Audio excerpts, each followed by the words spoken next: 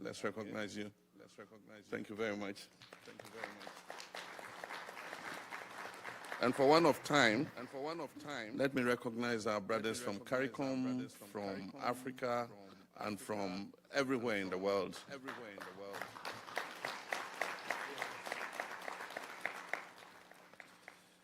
Your Excellencies, distinguished representatives of member states of the United Nations, ladies and gentlemen, truth begins with language, with the power that words hold to shape consciousness and to shift perspectives, to propel an action or other. I therefore offer this truth as a starting point. There's no such thing as a slave. There were human beings who were trafficked and then enslaved by people who believed they could own those human beings as chattels, as their personal property. Some will hear this and think I'm splitting hairs. Isn't that the same thing, they might ask? No, it's not. Not at all the same thing. Not if you acknowledge an individual's humanity. Not if you respect an individual's basic right to dignity. The entire transatlantic slave trade was designed to deny African people their humanity. And that denial was premised on a racial hierarchy with no basis in fact or science, a racial hierarchy that deemed whiteness superior and blackness inferior. The atrocities that were committed against enslaved Africans, the myriads of injustice that were born of slavery and carried forward into successive social framework took place specifically because those persons were considered objects, not human beings. So when discussing slavery and its resulting institutions and practices, we must always start by reclaiming racial equality, the dignity of Africans, the humanity of our ancestors who were enslaved, and as a matter of course, our own humanity. Recently, someone asked me to explain the importance of the resolution on the declaration of the trafficking of enslaved Africans and racialized chattel enslavement of Africans as the gravest crime against humanity. And I responded without pause or hesitation. And I'd like to share what I told him. This resolution allows us as a global community to collectively bear witness to the plight of about more than 12.5 million men, women, and children whose homes, communities, names, families, hopes, dreams, futures, and lives were stolen from them over the course of 400 years. I speak these words today not only for Ghana, but also in solidarity with the rest of Africa, the Caribbean, Latin America, and the wider diaspora, and indeed all people of good conscience throughout the world. This resolution is a pathway to healing and reparative justice. This resolution is a safeguard against forgetting. Your Excellencies, ladies and gentlemen, violence begins with language. When words are weaponized or to codify abuse, when people are called out of their names, regardless of their state of dress, when slaves were captured, they were always stripped of their clothing while being kept in the dungeons of the fortresses that had been built on the African coast by the European traders. They were forced with their limbs chained and shackled into the hold of cargo ships. They remained naked, packed like sardines during the month-long journey through the Middle Passage. Not all those who were loaded onto the ships survived the voyage. A number of the ships sank with their entire human cargo. Others who fell sick were thrown overboard. And a few who preferred death to captivity voluntarily jumped overboard. It is believed that 10 to 20% of enslaved people died in the Middle Passage. Whenever a ship arrived at its destination, the enslaved people, still naked, were taken to the market where they were inspected and appraised like livestock. They were then placed on an auction block in front of an audience of potential buyers and sold to the highest bidder. Once they arrived on the plantation where they would work and live for a lifetime, they were also stripped of their names. And so you were no longer Fatu, or Kofi, or Bubakar, or Nanayao, or Menka, Nayong, or Hamisu. You were given names like Ben, Jimaiban, John, Toby, or Mary. In addition to these new names, they were also called girl or boy, regardless of how old you were. And maybe I should also say that filthy N-word. If you ever needed a surname, it would be that of your master. And sometimes they were branded like cattle with the plantation's insignia or logo. There were sugar plantations. There were also coffee, cotton, tobacco, and cocoa plantations in the Caribbean and the Americas. South America had diamond and gold mines as well. And also the production of indigo took place in Jamaica. The people who were enslaved labored on those plantations from sunrise to sunset. And the conditions under which they worked were brutal. They were beaten occasionally to the point of death. They were underfed.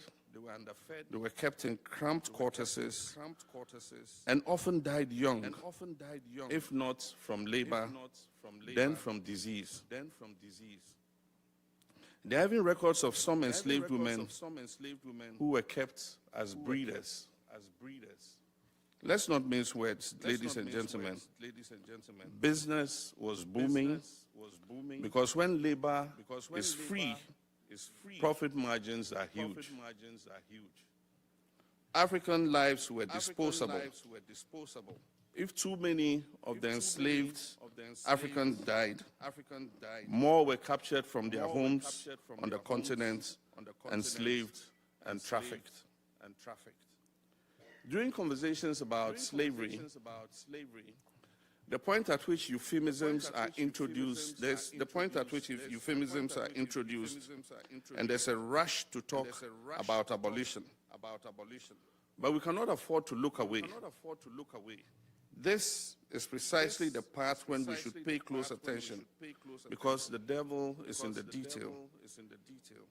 And I'm going to share 4 trafficking destinations with you. Remember, when you hear these numbers, that it's not about data. These are about human beings and human lives.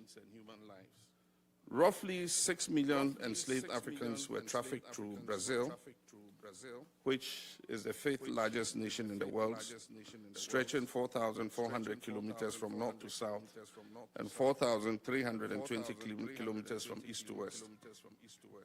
Almost 2 million enslaved Africans were trafficked to Jamaica, which was the most profitable of all sugar-producing locations.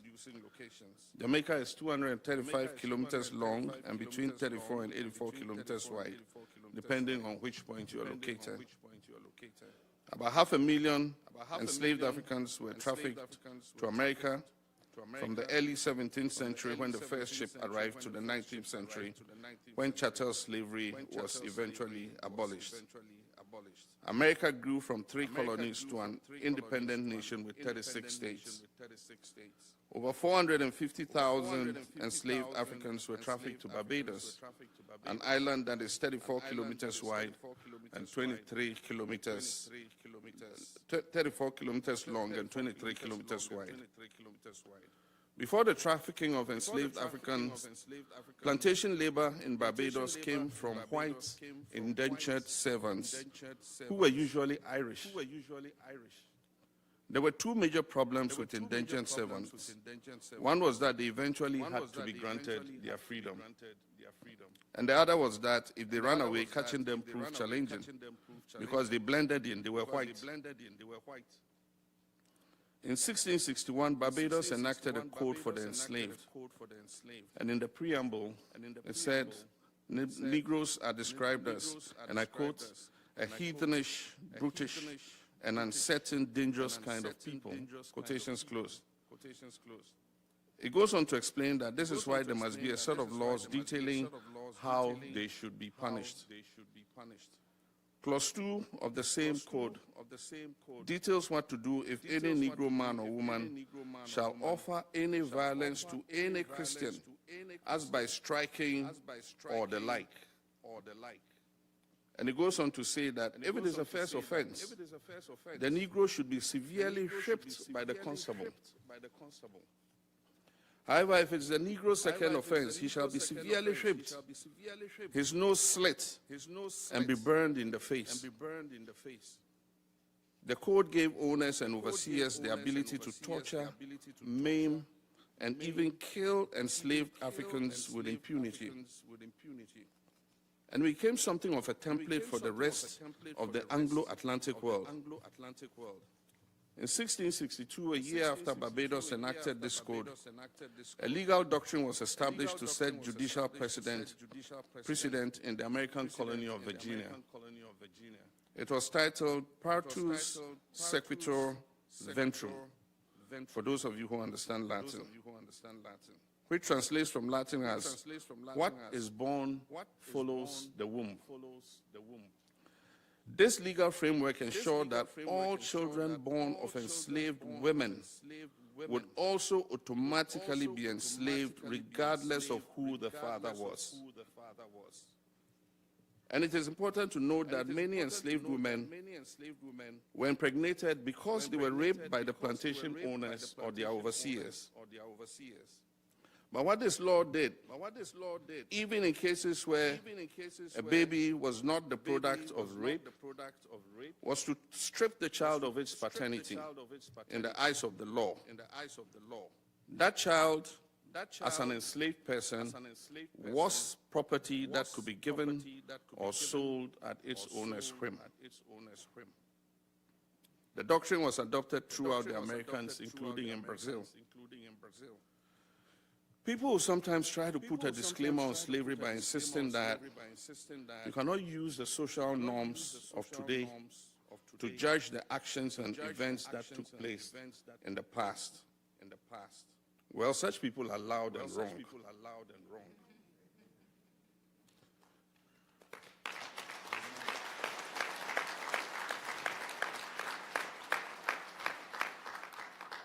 Just because everybody is doing something doesn't make it right. Slavery is wrong now, and it was wrong then.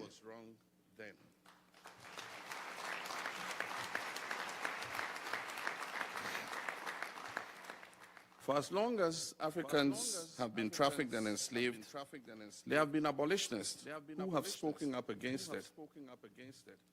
The first slave ship landed in America in 1619. Opposition to chattel slavery was voiced and mentioned in passing in documents. But in 1688, the Germantown Friends, a group of Quakers, put out a formal written protest against slavery. And in it they wrote, and let me quote, "Now, though they are black, we cannot conceive there is more liberty to have them slaves as it is to have other white ones. There's a saying that we shall do to all men like as we would have done to ourselves. making no difference of what generation, descent, or color they are. Quotations close. Your Excellencies, erasure begins with language. When words are used as a sleight of hand to gaslight, to trick you into doubting what you know to be true. It is when words are used to create mythology. When they are spoken, the volume gradually decreases with each repetition until it becomes a full verbal reduction. The legendary American jazz player Miles Davis said, and I quote, "It's not the notes you play, it's the notes you don't play." When it comes to the contributions that Africa has made to enriching Europe and building the so-called New World, the silence is deafening.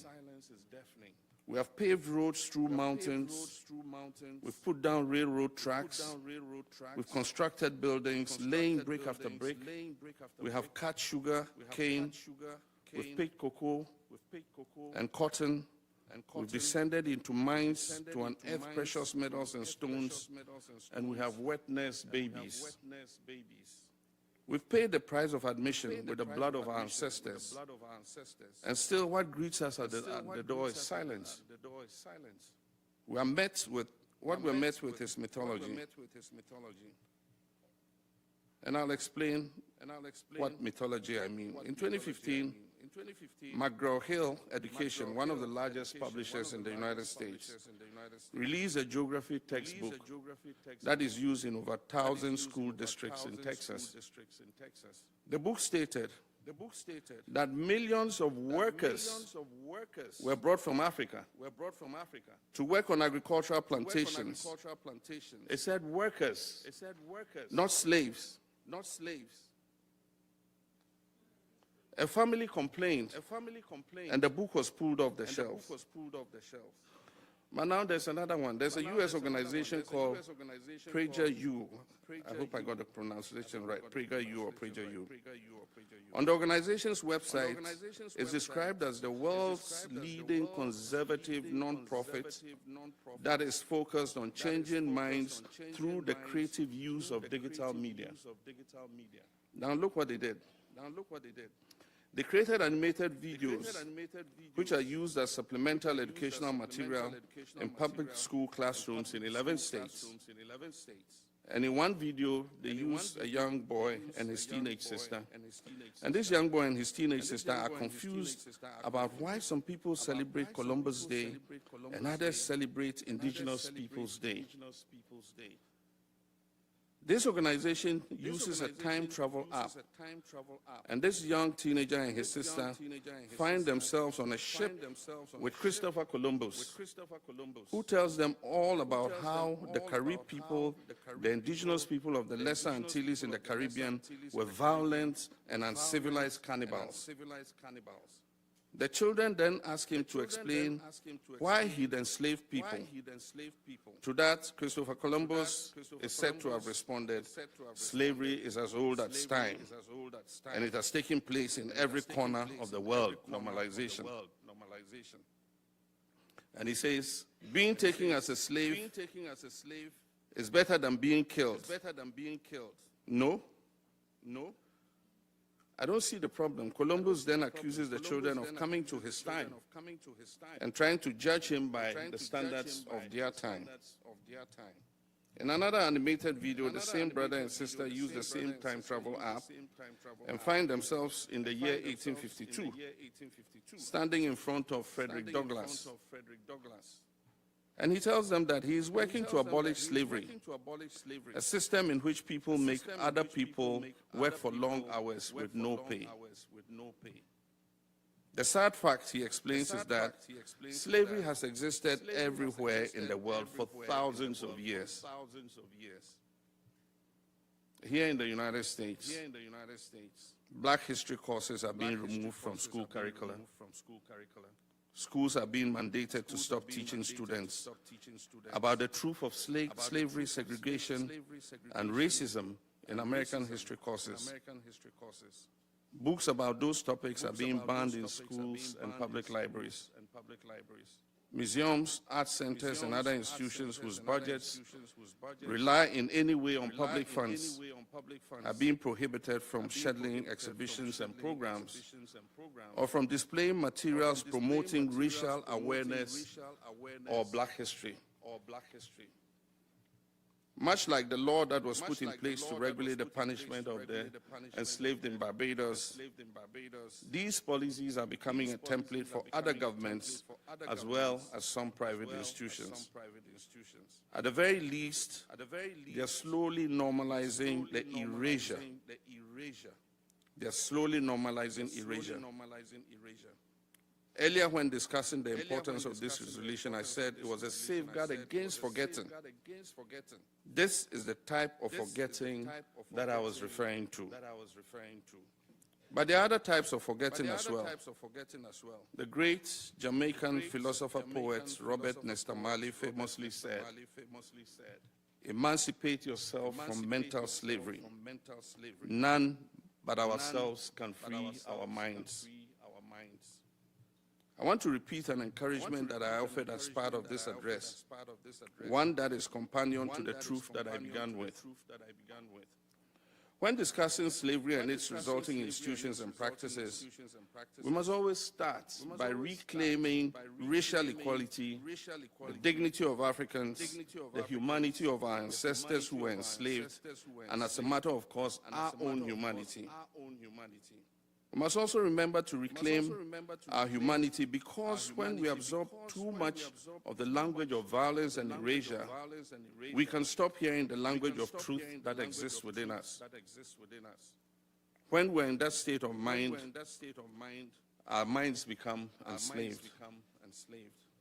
In his book, the Guyanese writer Walter Rodney quotes a Dutch traveler's first impressions upon visiting the Nigerian city of Benin. He says, "The towns seem very great. When you enter into it, you go into a great broad street. The town is composed of 30 main streets, very straight, 120 feet wide. The houses are close to one another, arranged in very good order. These people are in no way inferior to the Dutch as regards cleanliness." This was his quotation. In 1531, a Portuguese sailor, Vicente Pegado, traveled to the city of Great Zimbabwe. And this was what he wrote. He said, "Among the gold mines and the inland plains between the Limpopo and Zambezi River is a fortress built of stone of marvelous size. And there appears to be no mortar joining the stones. This edifice is almost surrounded by hills, upon which are others resembling it in the fashioning of stone and the absence of mortar. And one of them is a tower more than 12 fathoms high." A 2016 article in the Guardian newspaper highlighted the city of Great Zimbabwe, built between the 11th and 14th century. And the article described the centuries-old drainage system that remained operational, funneling water from the houses and enclosures down into the valley. And the article also disclosed how, in the 19th century, European visitors to this abandoned medieval city in Great Zimbabwe refused to believe that indigenous Africans could have built such an extensive network of monuments. Here's the thing. The greatness that is within us will always outweigh the injustices that have been visited against us.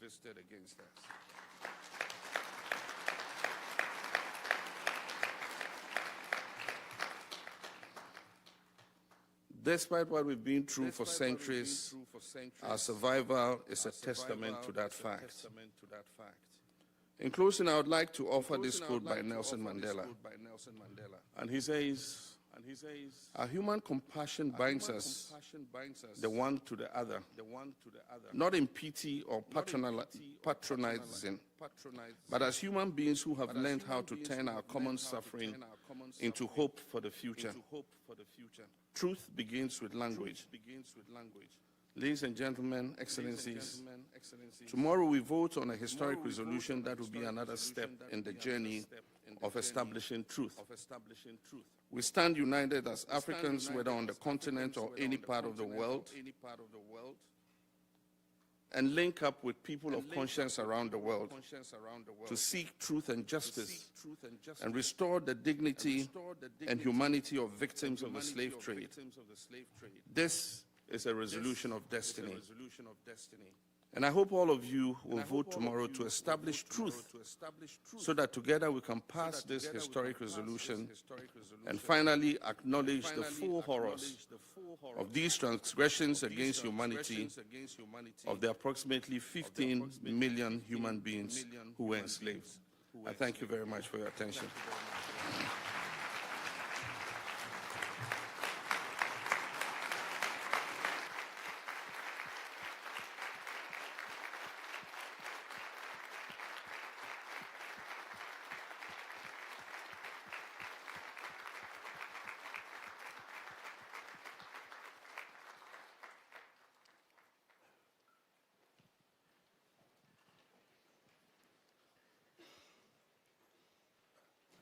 We thank you, President John Dramani Mahama of the Republic of Ghana in his capacity as the African Union champion on slavery and reparations.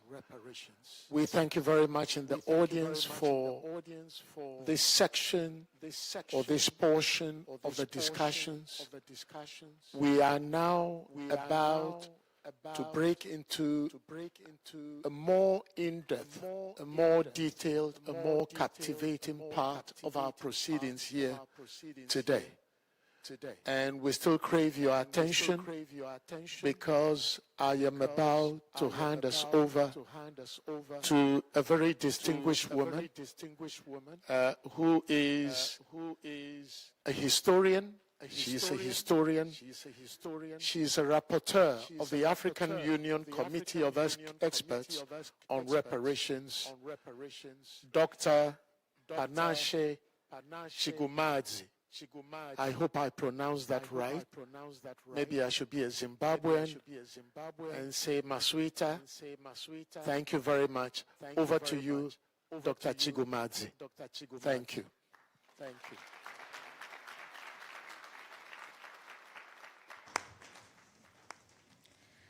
Good morning, Excellencies.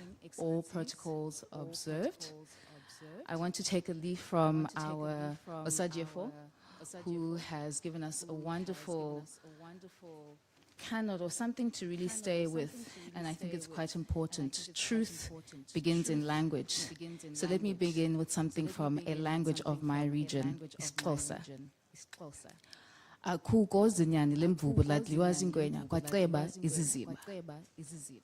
It never happens that the hippo's child is eaten by the crocodile and the pool remains still.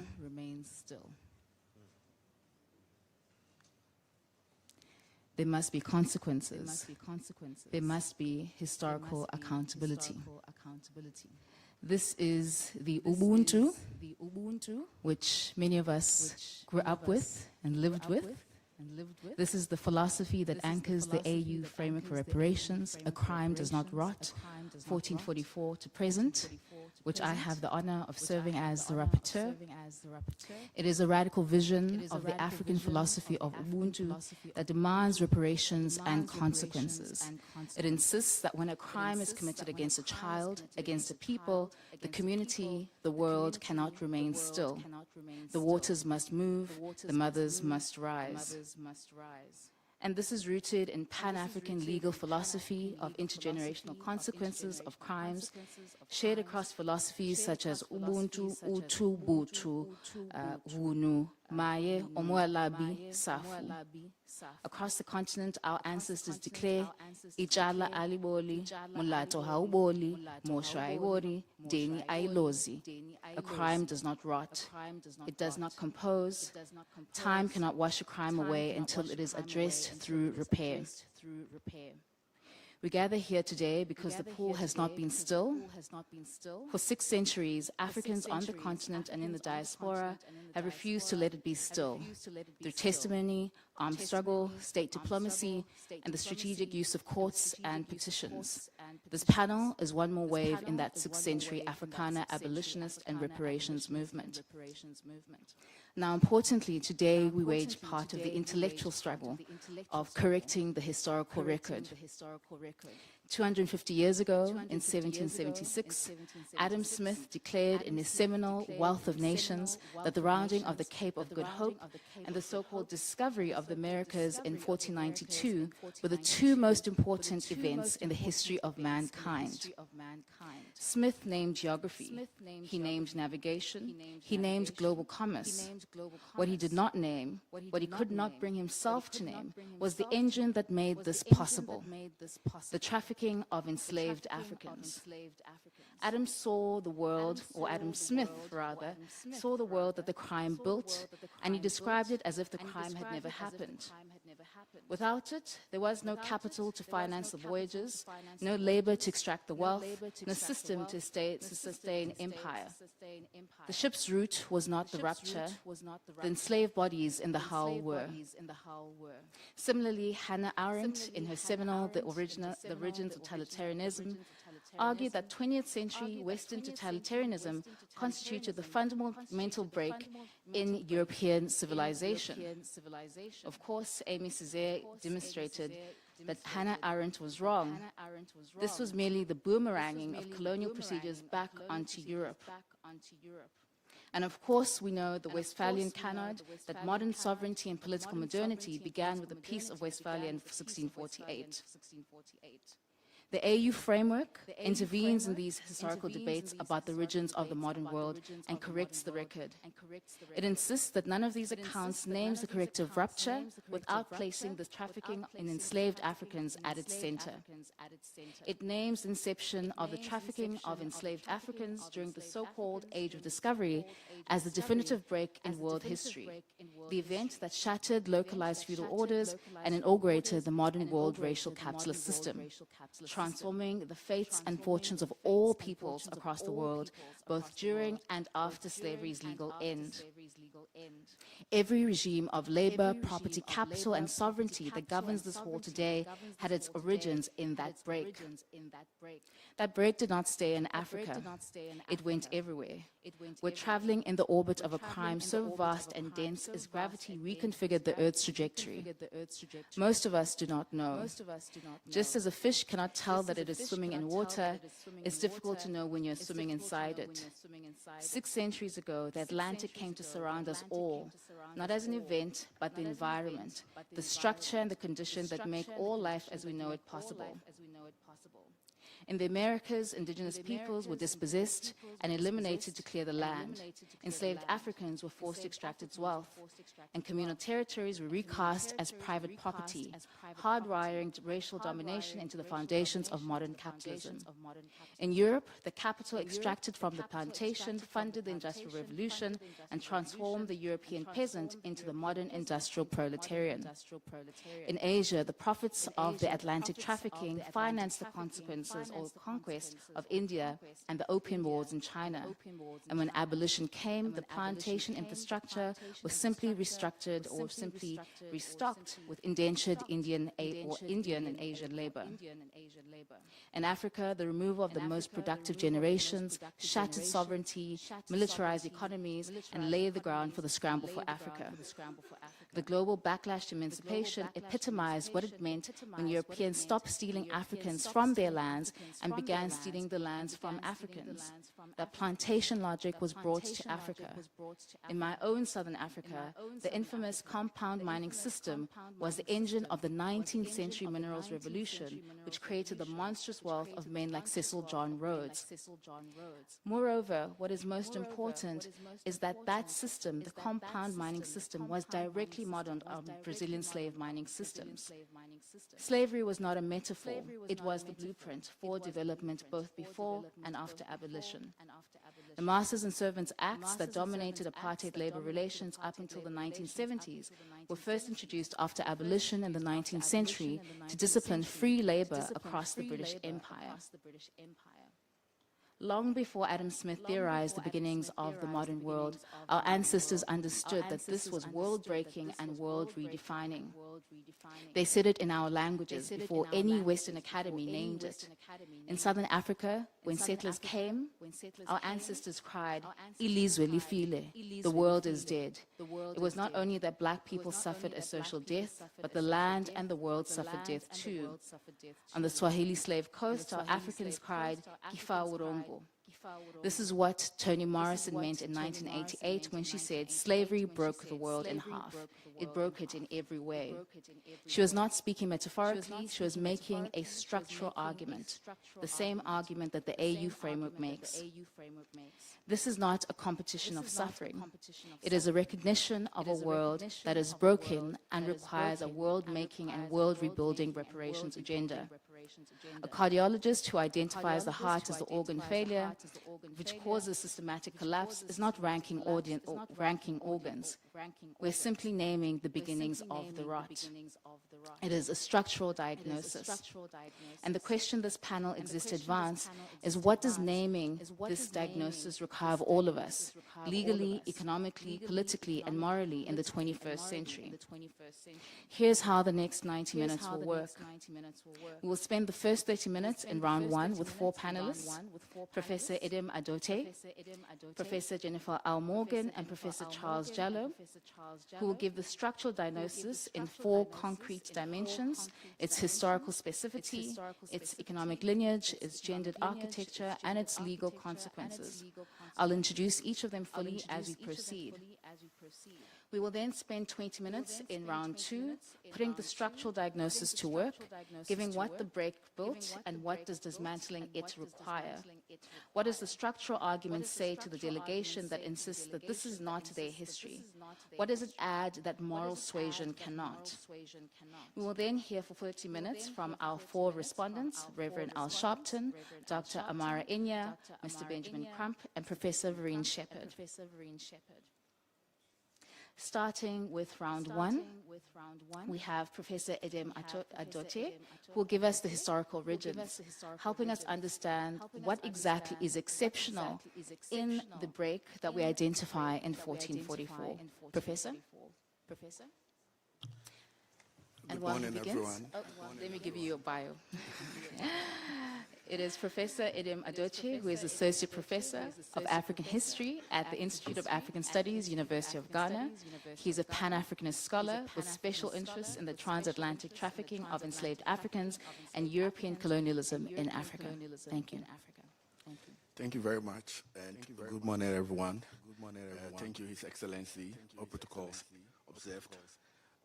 I would like to start off from where His Excellency the President left us, which is the issue of terminology. And I think this is very important because it helps to put in proper historical context the issues we are discussing today.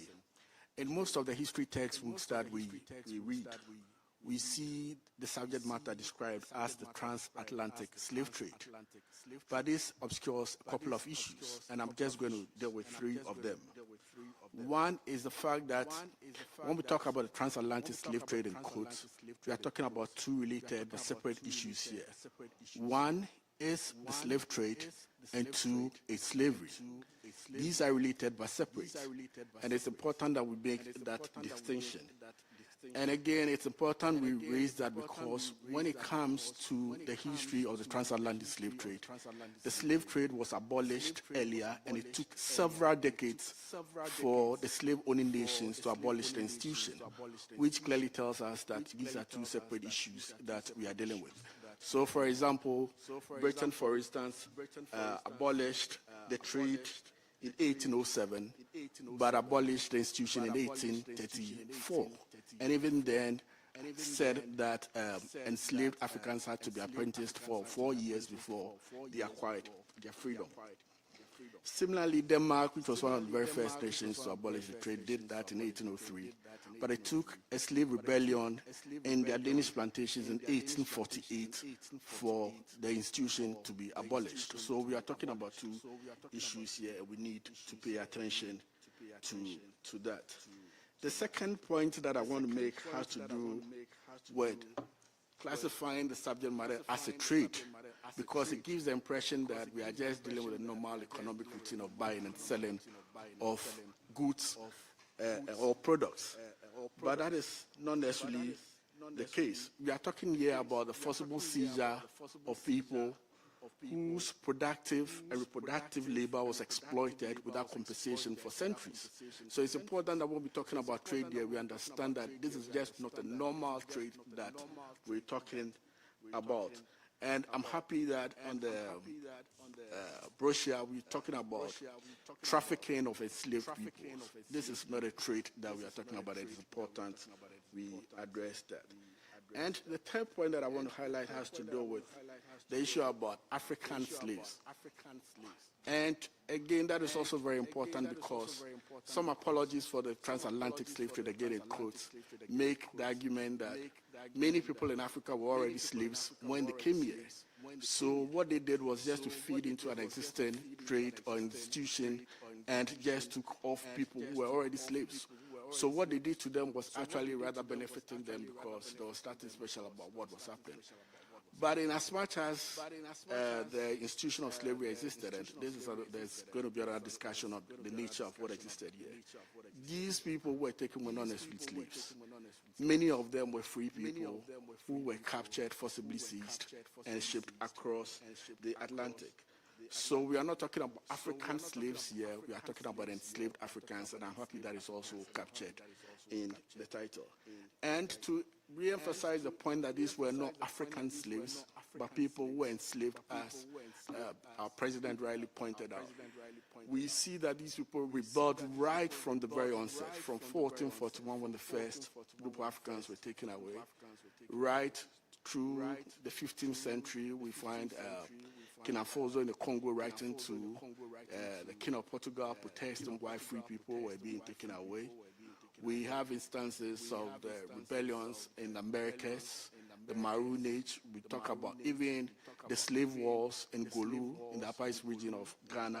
All these instances show that these people were not goods, neither were they trade items, but these people were humans who were free, who wanted their independence. And right from the onset, they resisted their enslavement, and it's important that we put this in proper context. So that is the first that I want to discuss. The second also has to do with the origins. Again, it's also about some historical inaccuracies in the records that we use. Now, many of us are told that the Europeans came to Africa and were trading in gold till about the latter part of the 15th century when the Americas was discovered in quotes, and the need for labor because the indigenous people could not produce the kind of labor that existed. This is historically inaccurate. Right from the onset when the Portuguese came in the 15th century, they were kidnapping and shipping Africans across to Europe. So the enslavement, the kidnapping and enslavement of Africans started way before plantation slavery in the Americas. And the other important point I also want to make is that this issue of enslavement of Africans also occurred in Africa before it was transported across the Atlantic. The Portuguese and the Spanish had plantations on the coast of Africa. We talk about Sao Tome, Canary Islands, we can talk about Cape Verde. All these places were plantations that the Portuguese and the Spanish employed or used enslaved African labor to produce sugar and other products in these spaces. So when we talk about the Europeans being around for a while and being trading in just what we later call legitimate goods, gold and other products, this is not wholly accurate. Right from the onset, they were stealing Africans and shipping them across. They were pillaging societies and creating havoc in all these places, and it's important that this historical information it's also put out there. The third point I would like to discuss has to do with the structural organization of the so-called trade. As I pointed out, these were not slaves, these were free people who were enslaved. So we need to understand how the African became a slave, what I call the making of the African slave. This involved four stages. 1, acquisition, 2, captivity, 3, use, and 4, treatment. And I think the most important point I want to make is that this was systemized, this was systemic enslavement of Africans. And the reason why I make this argument has to do with the origins and the role that institutions played in organizing this trade. For instance, right from the onset, there were debates in European parliaments regarding the shipment of Africans across the Atlantic. It is interesting to know that between 1619 and 1714, there were 16 parliamentary sessions in the British Parliament debating whether to have a joint stock company or open trade in enslaved Africans. Now, beyond that, there were also agreements between nations to determine who should supply enslaved Africans to their colonies in the Americas. So again, for instance, in 1713, there was an agreement between Spain and Britain, what we call the Asiento, granting it a monopoly on enslaved Africans for its colonies. And under it, they were supposed to supply 4,800 enslaved Africans per year for 30 years. So we see the kind of relationships that existed that enabled these enslavement of Africans. The third also has to do with laws on the treatment and use of these enslaved Africans, who were primarily treated as chattel, as property. And many of you would know of the slave ship Zong, which in 1781 let's say that the captain threw overboard over 100 Africans on the ship and actually went on to claim insurance for the number of people that had been thrown on the slave ship, which clearly told you that there were laws that enabled some of these things to take place. Of course, later on, it was thrown away, but the first instance, he won. Now, beyond that, we also have black codes or the slave codes that were all over the spaces that regulated the kind of relationships that existed between enslaved peoples and their masters. Many of them reinforced the idea that these people were property. So it's not surprising that many of the rules that we find in this period have several enslaved people as part of the property that are bequeathed to their heirs. So you find a spoon, a table, a land, cattle, and you find in there Kwame, or John, or a Ben, or something else. And this clearly tells you how these people were treated primarily as chattel. Now, these are some of the key issues I want to raise for now. But the most important point I would like to conclude with is the fact that when we talk about this trade, again, trade in quotes, in enslaved Africans, we are just not talking about a normal trade.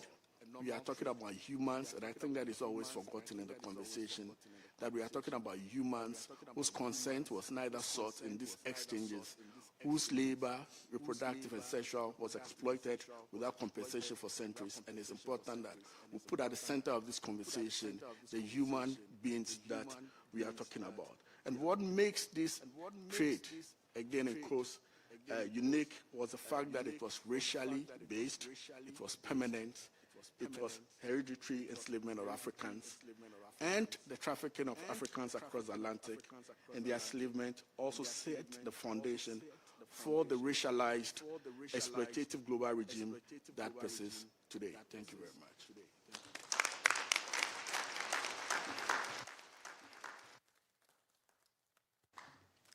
Thank you so much, Professor.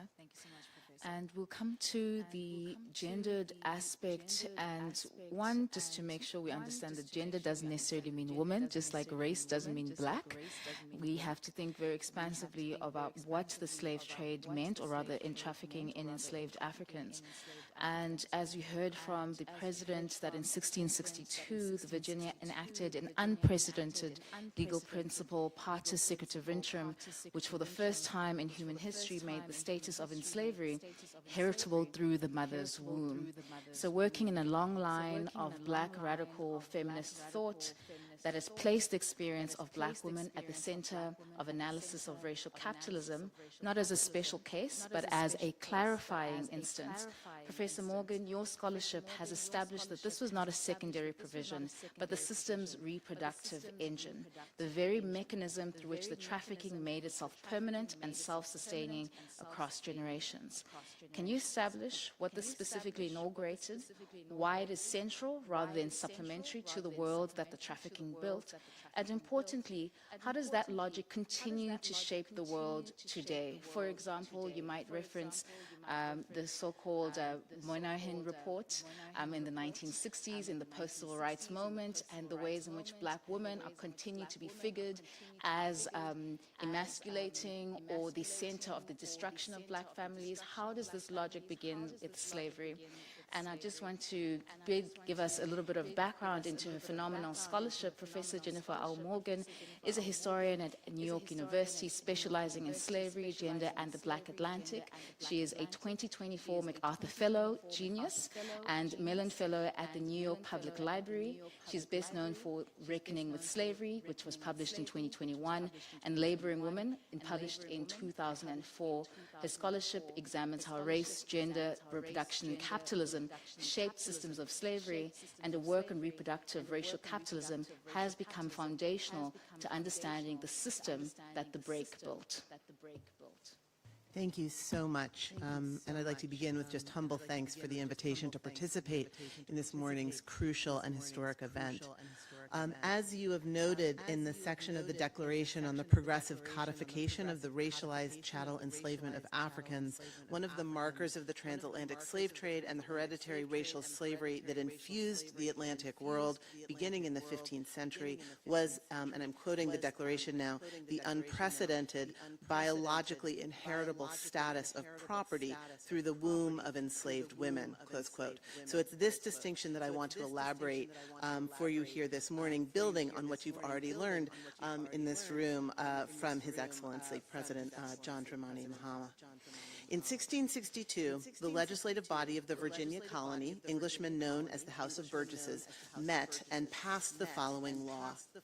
Whereas some doubts have arisen whether children got by any Englishman upon a Negro woman shall be slave or free, be it therefore enacted and declared by this present Grand Assembly that all children born in this country shall be held bond or free only according to the condition of the mother.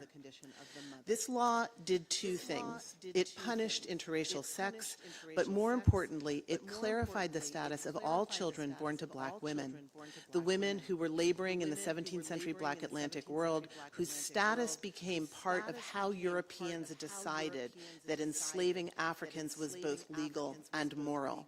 And they did so through the kind of legislative and practical maneuvers that the 1662 law both sheds light on and clears the way for.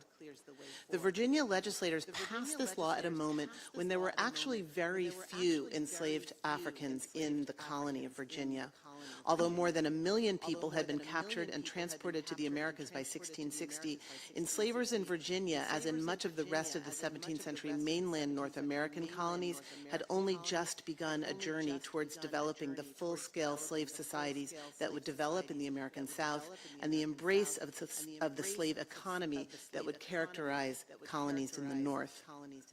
But they knew what they were reaching for, and they understood the significance of black women's bodies bodies in the architecture of what they were building. Slavery had long existed in Africa, in Europe, in Asia, but this thing that we are grappling with today, this was new. And the Virginia legislators offer us some insight into how hereditary racial slavery in the Atlantic world both developed and was codified, because it was more than simply attaching slave status to the children of the enslaved. That too had occurred. This was naturalizing the status of enslavement, locating it not in warfare or captivity, but in an embodied commodification, because the act transformed human beings from captives into naturally produced commodities. When the members of the House of Burgesses legislated that the condition of the child followed that of the followed that of the mother, they removed that child from the family and they placed that child in the marketplace. We should remember that there were many legal routes through which a child conceived out of wedlock could be rendered illegitimate, both by European courts and churches. But that is not what this law did. This law took its form and its cadence from English common laws that concerned animal husbandry, that assigned the ownership of a calf to the owner of a cow, not the owner of the bull. The violence attending this law is multi-layered. It removes from the slave owner's legal and moral framework his paternal relationship with the child he conceives on the body of an enslaved woman, certainly. That child becomes his property, not his progeny. But we shouldn't linger entirely on the specter of interracial violence because, again, to quote the Declaration, racialized chattel enslavement was historically unprecedented in its legal and structural design, being the first global regime to codify human beings and their descendants as inheritable, alienable, and perpetual property, to convert human reproduction into a mechanism of capital accumulation. Atlantic slavery began with the Middle Passage, with the capturing and loading of human beings on board ships, transporting them in chains across an ocean. The 1662 law offered slave owners a crucial conceptual shortcut. It turns African and Black women's birth canals into a Middle Passage. It forced them to deliver commerce, not kinship, through their bodies. It enacted a violation that is frankly mind-boggling, as it is rooted in the claim that kinship, that most fundamental of human relationships, did not apply to Africans or people of African descent. Toni Morrison wrote in 1988 that slavery broke the world apart. It broke it in every way. We could talk further about what it does to legislate that a Black child is not part of a family, but is a commodity that enriches the family of the white people who own her. About the fact that a Black child's banishment into the public, into the market, is part of the ideology that helps Europeans define themselves as white, as deserving of private life, as free. The slave owner's child will inherit the slave owner's property. It's a distinction that is soaked in the blood of the Black child, whether she is the actual daughter of the slave owner or not. But I'm not here to talk about the white family, but to talk about the descendants of captive Africans, to talk about what it means to try to name the violations that are at the heart of the structural realities that hereditary racial slavery produces. In my focus on reproduction, on birth, on kinship, on family, you might mistakenly presume that I am focused on the personal, on the experiential, but I am committed, as I believe all of us here are, to understanding the structural effects that hereditary racial slavery had on the development of modern capitalism, on the legitimation of colonialism and colonial violence, on the enduring presumption that Black people are not meant to be free. Slavery broke the world apart. It did so by rendering an entire continent of people kinless. The 1662 law codified the belief that Black women could give birth only to slaves. That belief and practice, unconnected, by the way, to the fact that Black people's mortality rates meant that very few actual children were conceived or survived their infancy on plantations in the Americas, is at the core of how hereditary racial slavery was defined, justified, legislated, and thus how it endured. I do not, of course, mean to say that Black people in Africa and the Americas were so destroyed as to lose their sense of themselves as members of families, as kin, as communities. Of course not. But what I am saying is that the transatlantic slave trade is based on the claim, a claim rooted in legal and commercial precedent, that Africans were kinless. Kinlessness became equivalent to enslavable, and enslavable became equivalent to black. The aftermath of that logic precipitates the structural inequalities that we fight against today, whether they are the inequalities that are rooted in the Moynihan Report's claim that black families are without any are sites of chaos, or whether it's in the fact that African American women today are 4 times more likely to die in childbirth than white women in this country. The aftermath of that logic persists. As we fight to define the Atlantic slave trade and the hereditary chattel slavery that it produced as the gravest crime against humanity, we need to grapple with how it is embedded in a world-changing deployment of reproductive violence. We are called, therefore, to consider what reparations means in the wake of the severed human bonds that line the ocean floor, the silver mines, the sugar fields, and the tobacco farms of the Americas. Those bonds of kinship, so ruthlessly legislated away by the Virginia House of Burgesses, became the fertile ground of trade, commerce, commodification, and financial growth at devastating human cost. It is indeed time to make the world over again.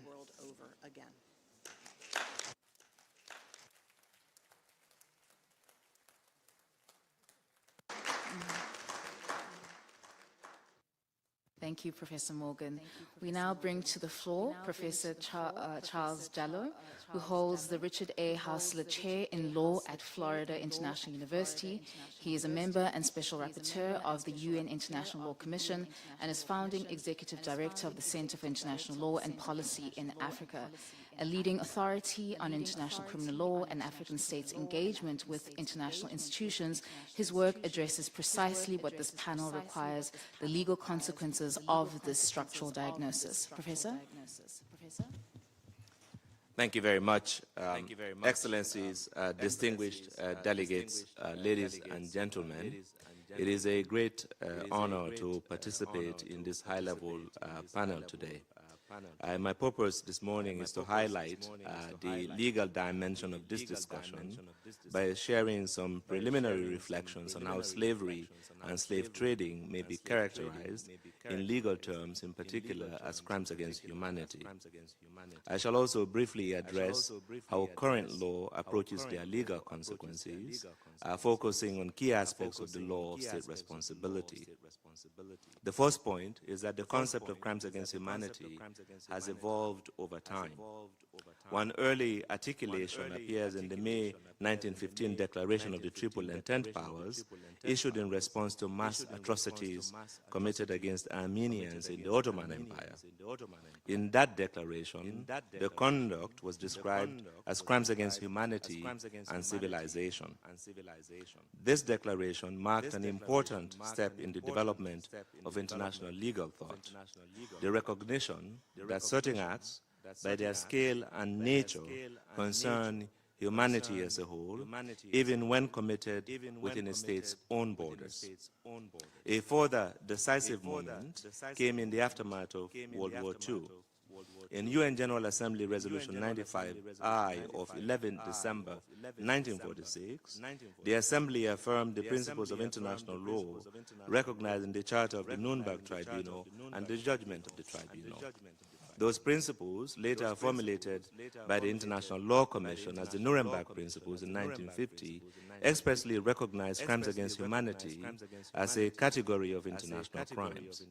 In particular, Principle 6C defines crimes against humanity to include murder, extermination, enslavement, deportation, and other inhumane acts committed against any civilian population, as well as persecutions on political, racial, or religious grounds. This affirmation by the General Assembly supplied the foundation at the universal level for the now established understanding that certain atrocities, whether committed during wartime or peacetime, are offenses under international law that concern the international community as a whole and should be punished as such. This historical trajectory provides an important context for our discussion today. Today, of course, crimes against humanity are defined in Article 7 of the Statute of the International Criminal Court, a statute supported by 125 states parties, with Africa being the most well-represented region. Article 7 provides that crimes against humanity are specified acts committed as part of a widespread or systematic attack against any civilian population with knowledge of the attack. This formulation represents the most authoritative articulation in contemporary international law, synthesizing decades of legal development and practice, including in the ad hoc tribunals that preceded it. The first element of the crime under the ICC statute requires an attack directed against a civilian population. The attacks must be either widespread or systematic. Slavery and slave trading fulfill both requirements, even though only proof of either widespreadness or systematicity is required. The scale, as I'm listening to my historian colleagues here, was quite vast, including the forced movement of millions of individuals. The system exhibited significant levels of organization, including legal and commercial structures. A second element of crimes against humanity in Article 7.2a clarifies that an attack means a cause of conduct involving the multiple commission of acts referred to in Article 7.1. Several aspects of that phrase merit some emphasis. An attack is not a single incident, but a pattern of conduct over time. In this context, the trafficking of enslaved Africans unfolded over several centuries. It involved repeated acts of rupture, capture, transportation, and exploitation. It was embedded in broader economic and legal systems. This suggests a continuing cause of conduct rather than isolated incidents. On this basis, the notion of attack under Article 7 may be understood as encompassing organized and sustained patterns of conduct involving multiple prohibited acts against the enslaved populations. Article 7 of the ICC statute identifies several prohibited acts as constitutive of crimes against humanity. An historical analysis suggests that several of these may be relevant, including enslavement, deportation or forcible transfer, acts involving severe physical or mental harm, including torture, imprisonment, and other severe forms of deprivation of liberty, and yes, even murder, rape, sexual violence, forced pregnancy, and persecution against any identifiable group or collectivity on racial, national, or ethnic grounds. Article 7.2a of the ICC statute further requires that the conduct be carried out pursuant to, in furtherance of a state organizational policy. Historical evidence indicates that the crimes against humanity under discussion were carried out in pursuit of well-defined state as well as organizational policies. Various legal and administrative frameworks regulated aspects of the trade, with previous speakers having highlighted policies and legislations that permitted the sale of millions of people as property. Commercial entities, sometimes with express charters granted by the states, operated within that broader system and authorized and permitted the system to continue. Institutional structures, including organs of the state, such as parliaments, contributed to the establishment, operation, expansion, and continuation of that system. The third element of crimes against humanity concerns knowledge of the broader context. There is sufficient historical record indicating that the participants operated within a system whose general nature and effects were widely understood. Unsurprisingly, therefore, several UN General Assembly instruments have already declared slavery and slave trading as crimes against humanity, including the famous Declaration of the World Conference Against Racism in Durban in September 2001 and Resolution 6119 of 29 January 2007. Paragraph 13 of the Durban Declaration is particularly interesting because it acknowledges, and I quote, slavery and the slave trade, including the transatlantic slave trade, were appalling tragedies in the history of humanity, not only because of their abhorrent barbarism, but also in terms of their magnitude, organized nature, and especially their negation of the essence of the victims, unquote. It went on to further acknowledge that, and again I quote, slavery and the slave trade, especially the transatlantic slave trade, are a crime against humanity and should have always been so, unquote. And moreover, and this is really interesting, it expressly accepts that people of African and Asian descent were, quote, victims of this act and continue to be victims of their consequences, unquote. Victims of this act and continue to be victims of their consequences, unquote. This careful language, basically in paragraphs 13 and 15 of the Durban Declaration, implies that slavery and slave trading were not crimes at the time, only moral wrongs. But at the same time, it leaves us with a paradox, because it also accepts that certain named groups continue to be victims of their consequences. It is a mixed message that the General Assembly now has an opportunity to clarify with the resolution presented by Ghana. Excellencies, distinguished delegates, allow me to briefly now respond directly to the invitation of the moderator concerning addressing the legal consequences that may flow from Durban's recognition of slavery and slave trading as crimes against humanity through the lens of the International Law Commission's 2001 articles on state responsibility. First, under Article 1, every internationally wrongful act entails the responsibility of the state concerned. Under Article 2, there is an internationally wrongful act of a state when conduct consisting of an action or omission is attributable to the state under international law and constitutes a breach of an international obligation of the state. Second, and this is an important caveat, states advancing this discussion must proceed with great care. The principle of intertemporal law, reflected in Article 13 of the ILC articles, requires that conduct be assessed according to the law applicable at the time. The law applicable at the time. And the ILC has helpfully explained in its commentary to Article 13 that this is but the application in the field of state responsibility of the general principle of intertemporal law, as stated by Judge Huber in another context in the island of Palma's case. And I quote, "A juridical fact must be appreciated in the light of the law contemporary with it, and not the law in force at the time when a dispute in regard to it arises or falls to be settled," unquote. This notion introduces significant complexity for the present conversation, since the prohibition of slavery, while morally condemned apparently, was not always fully codified in positive international law.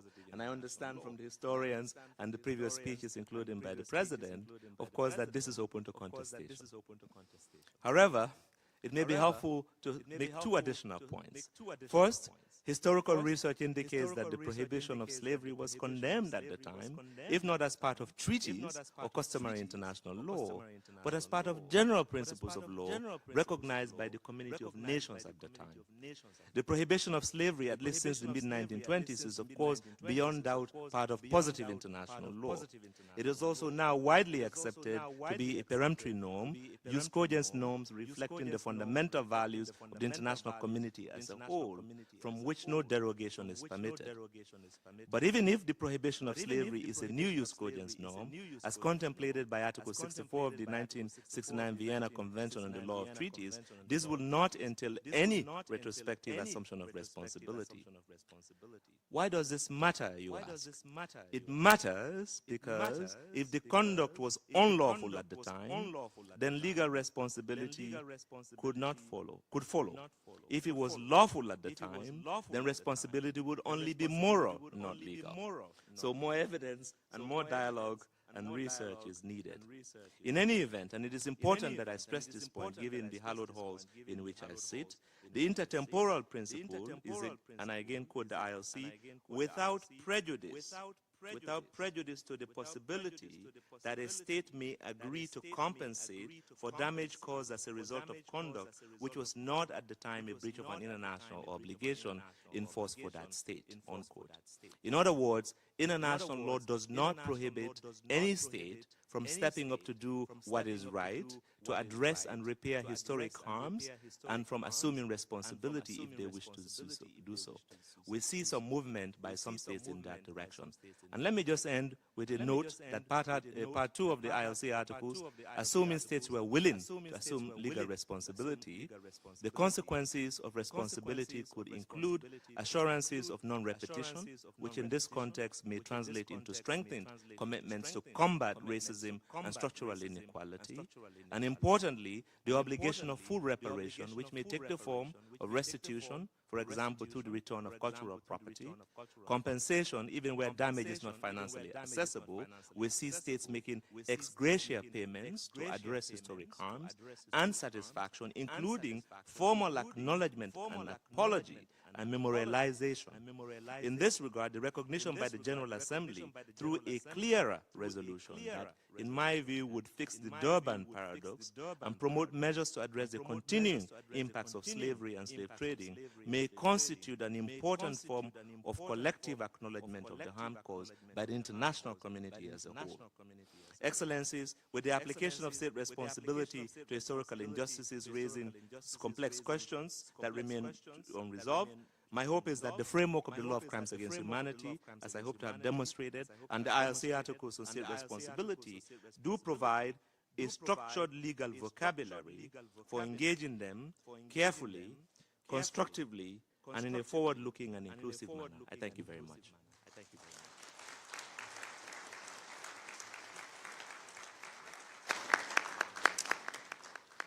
Thank you so much, Professor.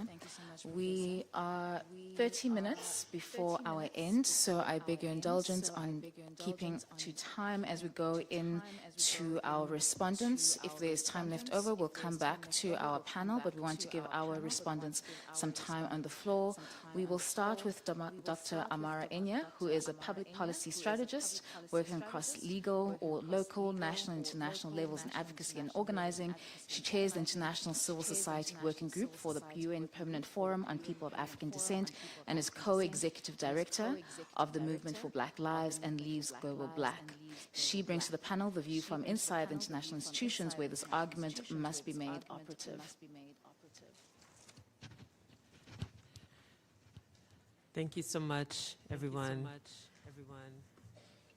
I want to extend my gratitude to Your Excellency, President Mahama of Ghana, for remaining a champion in the spirit of Pan-Africanism and building on that lineage, to members of the administration, to members of CARACOM, to other heads of state, allies, and comrades.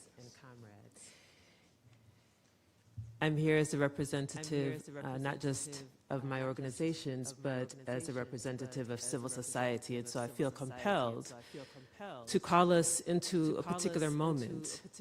And that moment actually builds on the words of one of our ancestors, Assata Shakur, who said, "It is our duty to fight for our freedom. It is our duty to win. We must love each other and support each other. We have nothing to lose but our chains."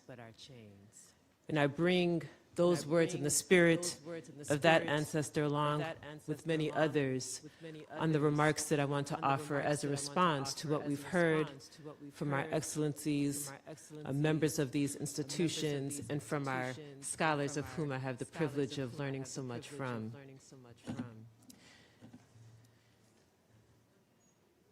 I want to focus my remarks, one, on the importance of making sure that we bring our people along, that this fight will not be won solely in the corridors of government. It will not be won solely in the corridors of institutions. It will not be won in the offices where our people do not have access. And by people, I mean the masses of our people.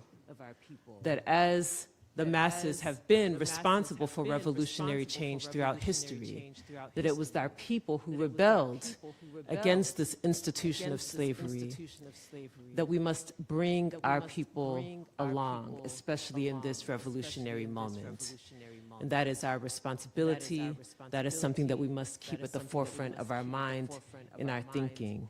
I also want to focus my remarks on the specific components that I think I can contribute to in light of everything that we've heard, and that is also the economic component of what this resolution entails, what this resolution means, and the implications of this resolution on existing economic frameworks and economic institutions. The recognition of the transatlantic slave trade as a crime against humanity in this moment serves as both a rear-view mirror and a windshield. By this, I mean that understanding the impact of the trade, the transatlantic slave trade, as the underpinning to our current economic system is an essential part of understanding the interventions necessary to move us from rhetoric to transformation of systems in ways that impact the material realities of our people, their day-to-day lives. Without that consideration, everything that we are discussing simply becomes rhetoric in the corridors of power. That is to say that this resolution sets forth the fact that the slave trade fundamentally set us on the course of the existing racial capitalist system that relegated Africans to subjugation as commodities and our lands as sites of extraction. We must recognize that simply shifting the exploitation of our bodies by instead laundering that exploitation through international financial architecture did not address the harm nor the crime, but only allowed both to continue, albeit in different form.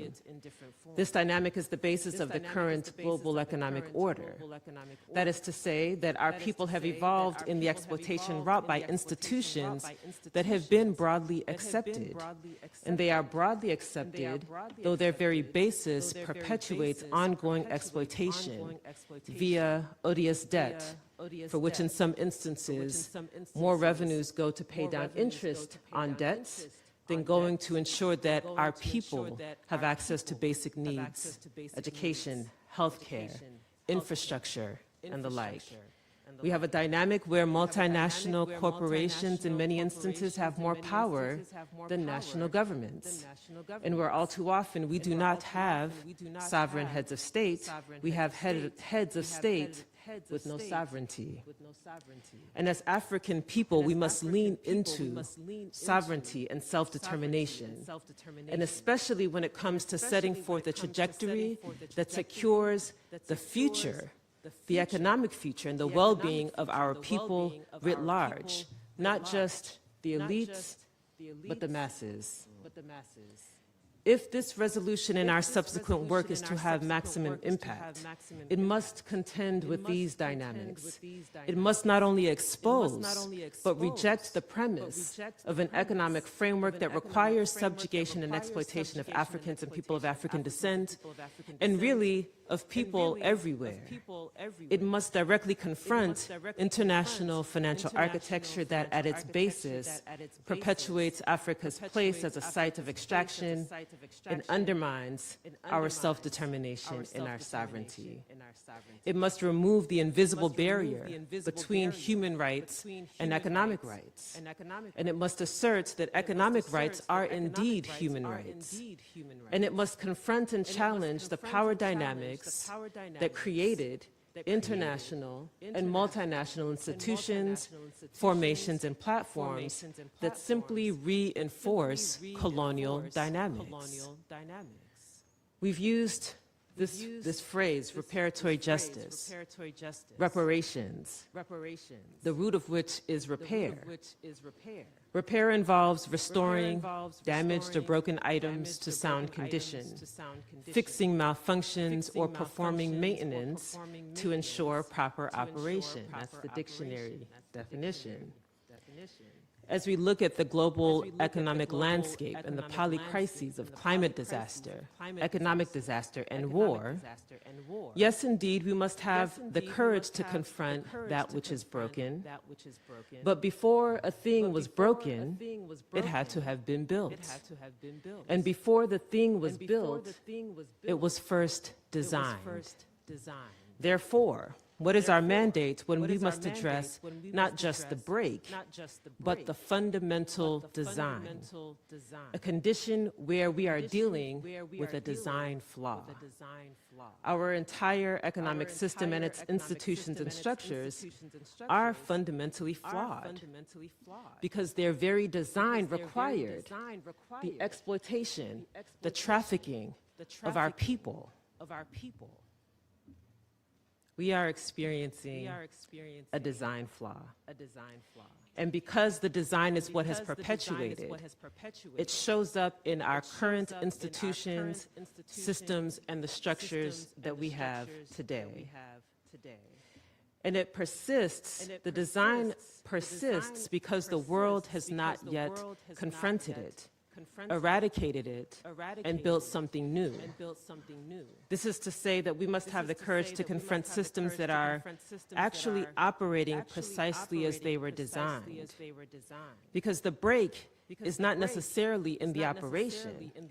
What is broken is the fundamental design. To be clear, reparations is not just about compensation. It's not just about payment. What is compensation and payment in a flawed economic system anyway? It is not just about apology.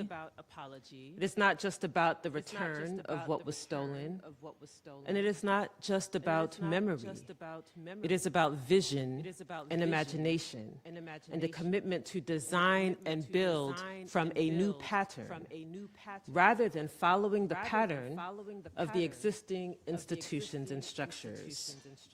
Repair is a commitment to confront and correct.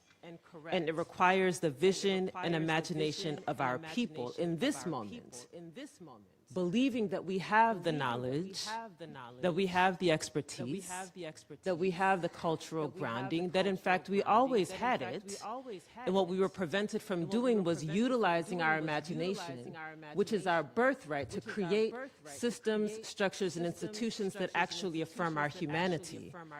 And furthermore, it is not just required for the humanity and dignity of African people. This frame of mind is actually required for the world.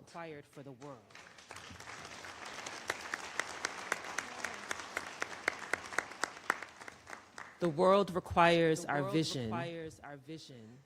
The world requires us to be architects.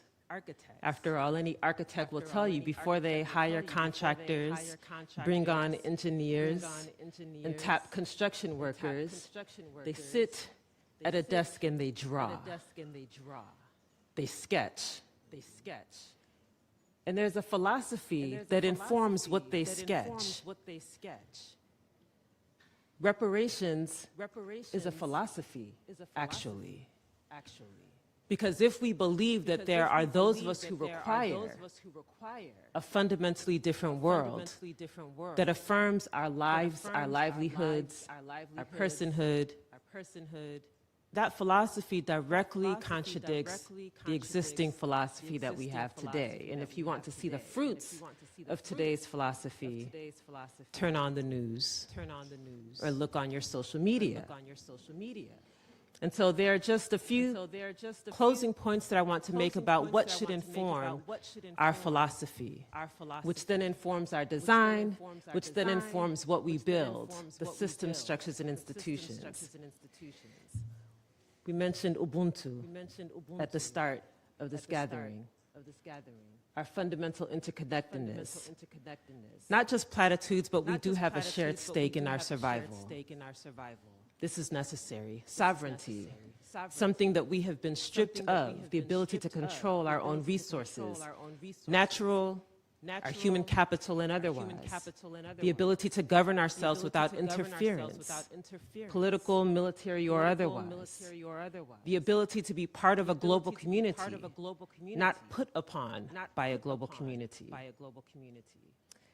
And finally, as a Pan-Africanist and representative of civil society, I again want to emphasize that nothing happens if we do not bring our people along. That we must remember that our people are not sitting idly by, waiting from instructions from on high. Our people are agitating. Our people are hungry. Our people are clear-eyed. And they also see that the times are changing. Our people are ready for real revolution. This is what our ancestors, Thomas Sankara, Patrice Lumumba, Assata Shakur, Winnie Mandela, even most recently, our dear Reverend Jesse Jackson from Chicago. I'm from Chicago. Gotta call him out. And so many others have fought for. We do not call their names emptily. We call them into the space. We humbly receive the baton. We humbly accept their assistance. And we go forth into our next phase of this work and this journey. Thank you.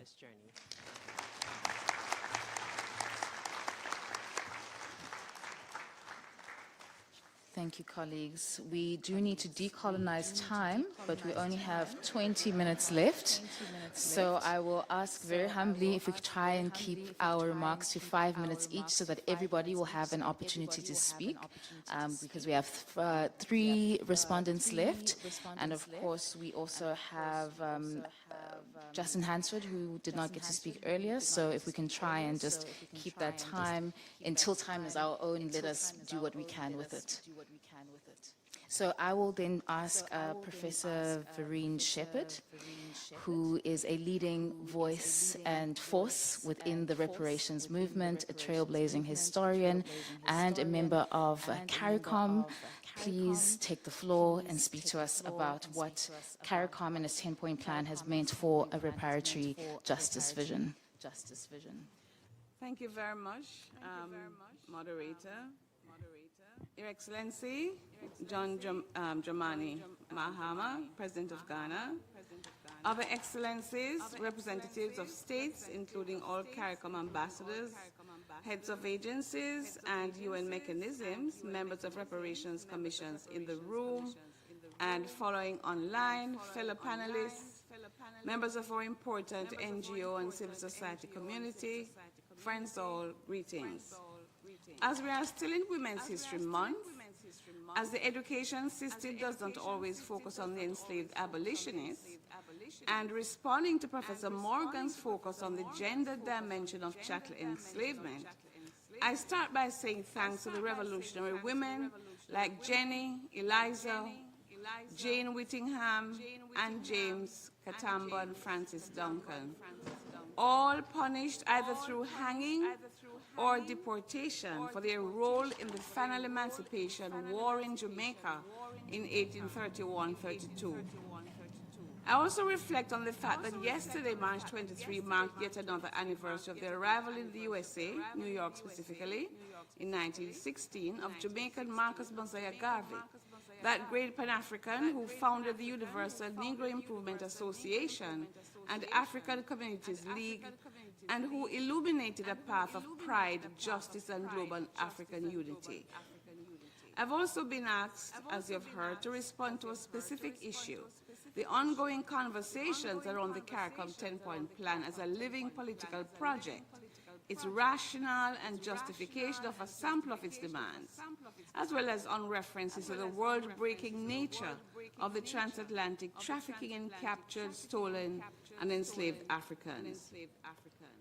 As we gather here today to discuss a world-breaking event whose legacies continue to affect the lives of millions of people whose ancestors suffered from one of the gravest crimes against humanity, I cannot help but invoking Garvey's words: great principles, great ideals know no nationality. And so here we are, people of different nationalities and experiences, gathering for a common cause to advance knowledge on this world-breaking event and exchanging views about how this resolution advances the conversation on the rights of a people scarred by colonialism and its afterlife, but demanding redress. The 10-point plan is not a petition. It is a demand for rights, including for psychological rehabilitation, cancellation of crippling debts that impede infrastructural development, such as in the areas of health and education. It demands the repatriation of items of cultural heritage, and it demands climate justice. And this call for climate justice is not just grounded in modern-day occurrences like coal mines, hurricanes, earthquakes.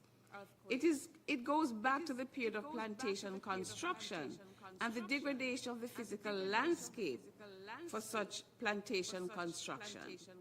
The demand is grounded in who benefited and who lost. Indigenous peoples, Africa, Africans, people of African descent, like those living in Haiti who are still awaiting debt restitution.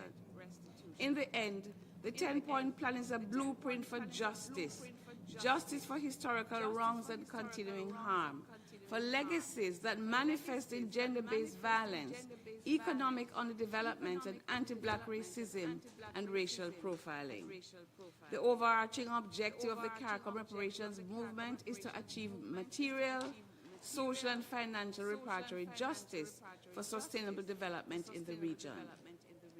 Victimized and exploited by European military conquest, the region continues to experience the negative legacies of extractive colonization, the destruction of indigenous civilizations, and the criminal chattel enslavement of Africans. The lives of millions of indigenous and African men, women, and children were destroyed by the criminality of political, economic, and social brutality of colonizers for over 400 years. Chattel enslavement that underpinned the core of colonialism was a highly successful commercial, business, and cultural project for these European nations. Indigenous peoples and Africans were denied legal recognition as members of the human family. Such laws derived from the parliaments and palaces of Europe. And Africans were classified in colonial statutes as non-human, chattel, property, and real estate. Systemic racist dogma informed the passing of these laws. The evils of chattel enslavement existed because of a planned and concerted effort by colonizers to regard Africans as disposable, non-human beasts of burden. As a result of the genocidal conditions of enslavement, at emancipation in the 1830s, less than 20% of Africans imported over 200 years remained in the British colonies alone. These identified wrongs continue to have an aggressive, debilitating impact on community consciousness and social and economic development. The takeaway from this, the panels we have heard, the papers we have heard, is that an injustice without a remedy is abhorrent to the spirit of justice. It is time to turn the table, not in a spirit of confrontation, but in a spirit of cooperation to heal the wounds of the past. The memories of the over 15 million African boys, girls, men and women taken from their homeland against their will and subjected to the most extreme forms of violence and humiliation without any bodily autonomy are too troubling. It is time to turn that table so we can all live in peace. As my CARACOM Reparations Commission member, Dr. Nyambi Hall Campbell-Dean said at the end of her speech in Ethiopia last year, we need to make reparations our peace. In the words of Jamaican reggae artist Bob Marley in his Catch a Fire, every time I hear the crack of the whip, my blood runs cold. I remember on the slave ship how they brutalized the very souls. Today they say we are free, only to be chained in poverty. Slave driver, the table must turn. Thank you.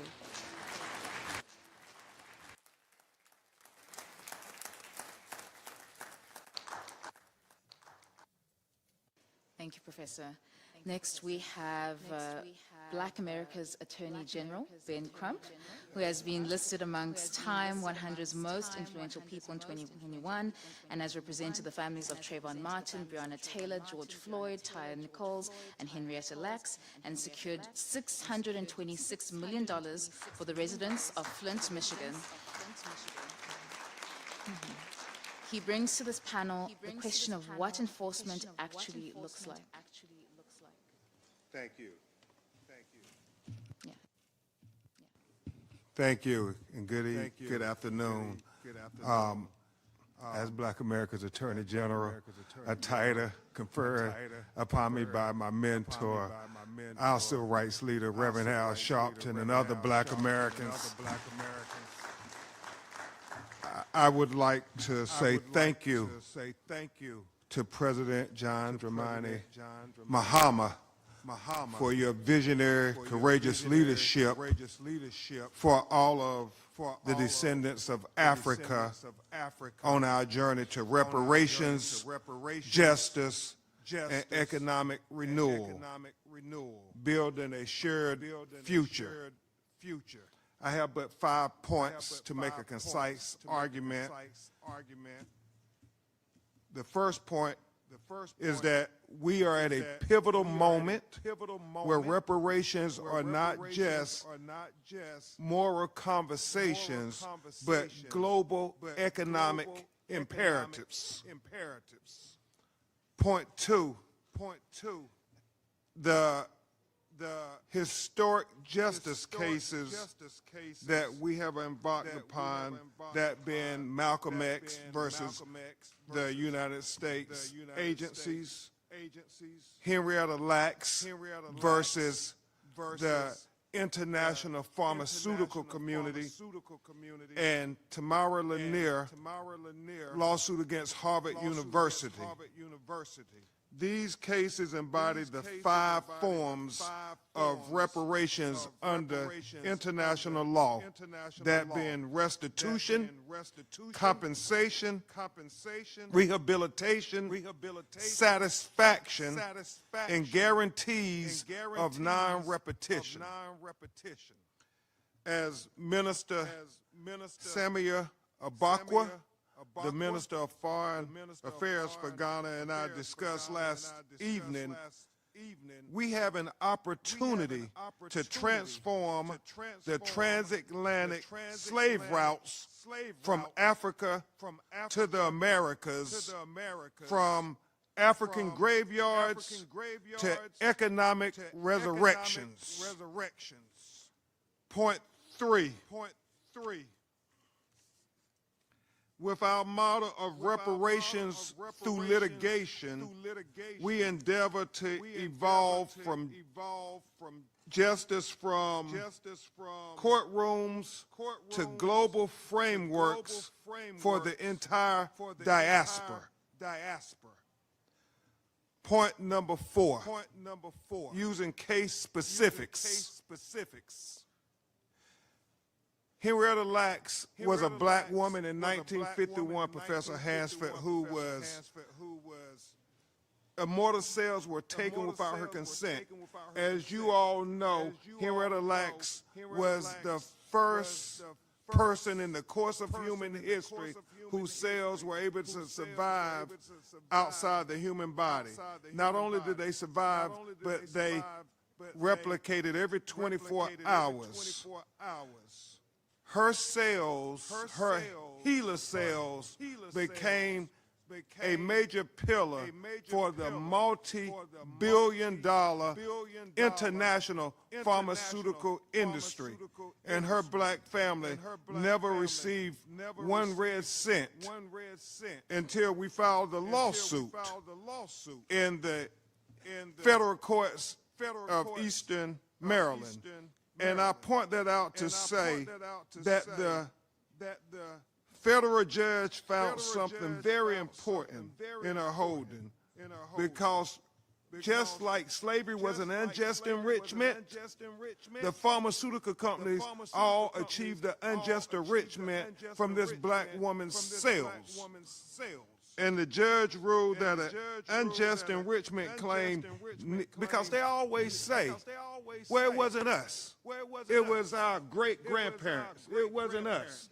And so the judge clarified that. An unjust enrichment claim need not involve wrongdoing by the defendant or the injury to let alone a certain connection between them. What matters is whether the plaintiff conferred a benefit upon the defendant that it would be inequitable for the defendant to keep benefiting from the wrongdoing without some equitable remedy to the plaintiff. Sounds familiar? And one other point in the case of the Harvard case, Reverend Al, it was deep because Harvard commissioned these photographs of Papa Renty that we've all seen, and they wanted to show the inferiority of descendants of Africa. Well, these photographs, known as the daguerreotypes, are 170 years old.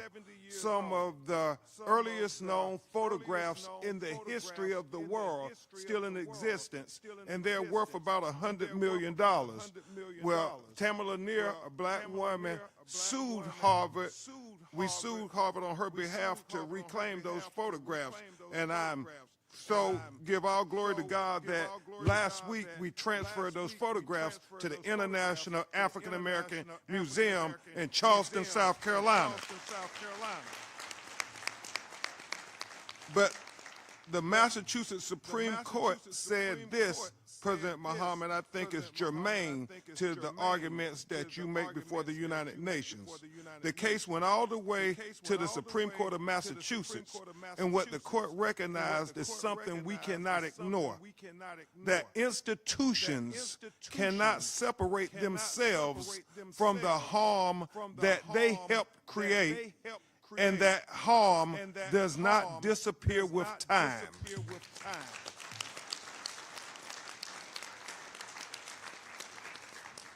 And then the final point is just this.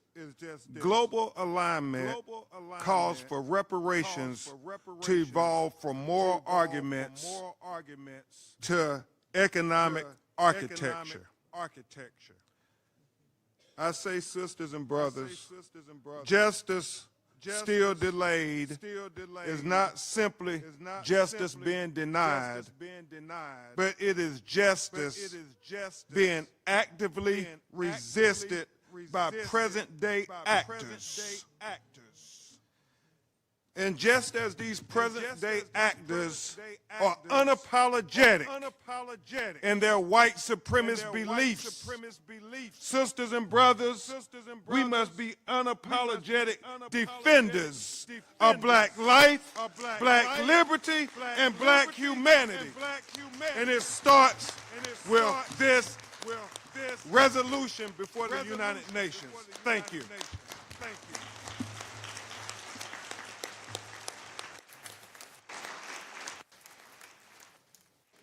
And so I now have the pleasure of bringing on the mentor of Black America's Attorney General, the fount of this, Reverend Al Sharpton, who is for 4 decades a central figure in the U.S. struggle for racial justice, from the streets to the Senate, a civil rights leader, founder of the National Action Network, and of course host of MSNBC's Politics Nation. Please take the floor.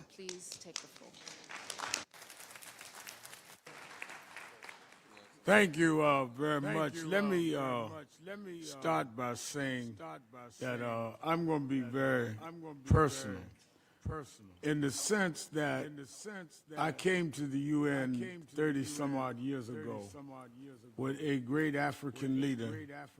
I was part of the delegation with Nelson Mandela when he addressed the General Assembly about sanctions in South Africa. I come many times since then, and I'm here today because I believe another great African leader, President Mahama,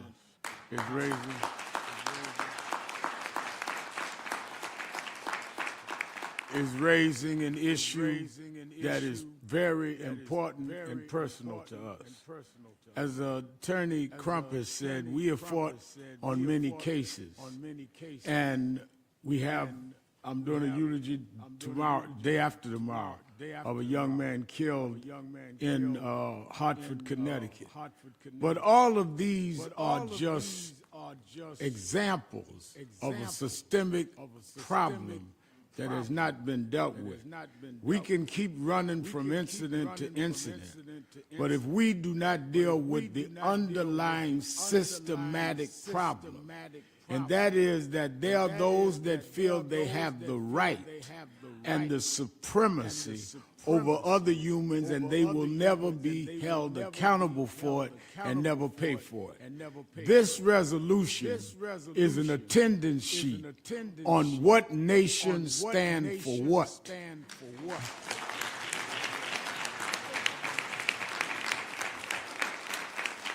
This is not a new call. I come out of the Martin Luther King School of Thought, but Malcolm X said we may have to go to the UN. One of his main disciples, Dr. James Smalls, is with us. Queen Mother Moore said this. Queen Mother Blakely's here. Sister, I don't come with others that have not. Sister Salam. These are people that have been in the streets for decades.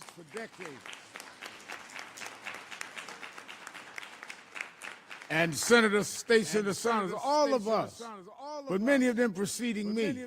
The question is not what the people feel. The people have stated their feelings and will continue to and must galvanize. The question is, what do nations stand for? When I hear nations saying they're going to abstain from a vote, how do you abstain from being a racist and a bigot? How do you abstain from paying your debt to people that you worked for centuries and never paid? How do you abstain from the guilt and the blood that's on your hands while you deposit money in banks that your forefathers didn't earn and our forefathers worked and never got paid?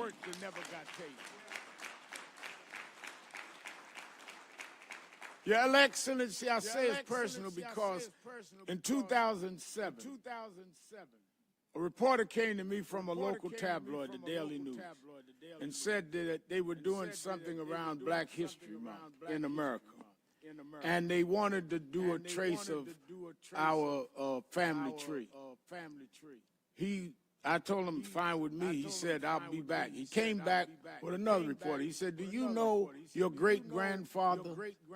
I said, no, I knew my grandfather on my father's side. I didn't know my great-grandfather. He said, well, we traced him. He said, do you know where he was from? I said, they were from Florida, my grandfather and my father. He said, no, they were from Edgefield, South Carolina. I said, no, I never knew that. He said, your great-grandfather was named Coleman Sharpton. And he was owned by a woman named Anna Thurman Sharpton. He said Anna Thurman Sharpton was the aunt to Strom Thurman, a leading segregationist. He said the reason we found it is that when Alexander Sharpton died, his widow, Anna Thurman, sold her slaves to Florida, who was your great-grandfather. That's only 3 generations from me. We talk about this stuff like this is some bygone generation. My mother had to sit in the back of the bus and couldn't help me with homework when she came to Brooklyn, New York, had me. I never sat in the back of a bus, but I was raised by them that never got paid for what was done. We are sitting in the United Nations, but it is in the United States where they're right now deciding whether they will continue to allow us to vote properly. They're going to vote on whether or not we are going to have our right to voting, our right to redress. And if the United Nations sends a resounding message on the President's resolution that we don't care about the debt owed, you are signaling those that are trying to trump the world that you can do whatever you want to do to us. So my challenge is, and the experts have given the great background, and the preceding speakers have given the facts, but my appeal is that you will not define our humanity. You will define where you stand for humanity.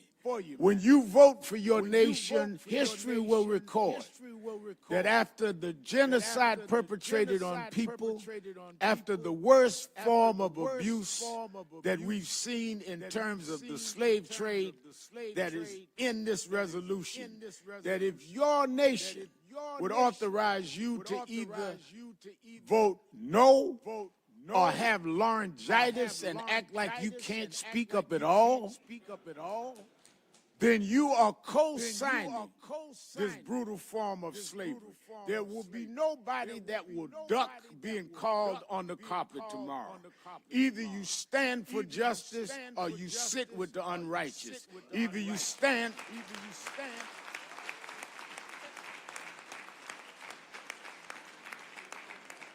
Either you stand for justice or you are part of the problem.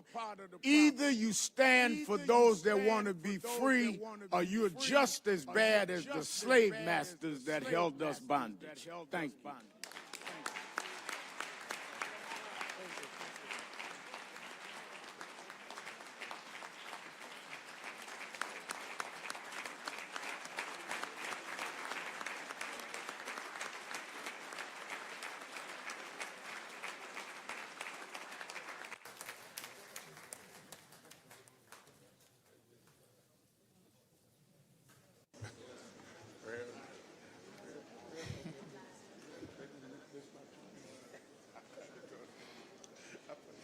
Thank you to the Reverend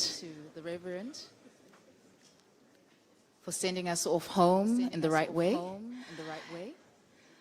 Just before this, we have 1 minute, which is allocated to Senator Sanders. Yeah.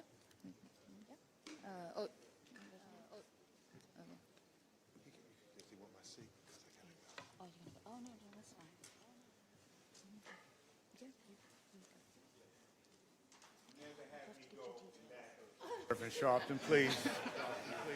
Your Excellency, and many excellencies, in my 1 minute, allow me to say that I am so impressed. There are so many heroes and sheroes of mine in the room, too many to mention. I would be remiss if I didn't mention Al Sharpton, the Reverend Doctor, Ron Daniels, New Yorkers for Reparations, Nikichi Tiafa, Jennifer Mickens. Sometimes you have to stop and soak in where you are in history. Sometimes you have to realize that there is a change afoot, and you have been part of this change. We are blessed to say that. The work ahead is daunting. The work that you are doing is changing the world, but it is going to be fought back. One person said that the old is dying, but the new is not yet born. Now is the time of monsters. This is what we have to struggle with. But you're not alone. New York stands with you. I'm talking about New York. New York has 2 commissions studying reparations, even as we speak. And both of them are learning with you, learning from you, and trying to share with you. We will compare notes. We will advocate together. We will march together. This will not simply be decided in this beautiful building. This will be decided on the streets of New York, in America, and other places. We will have our moment. I end with Reverend Jackson, Reverend Dr. Jackson.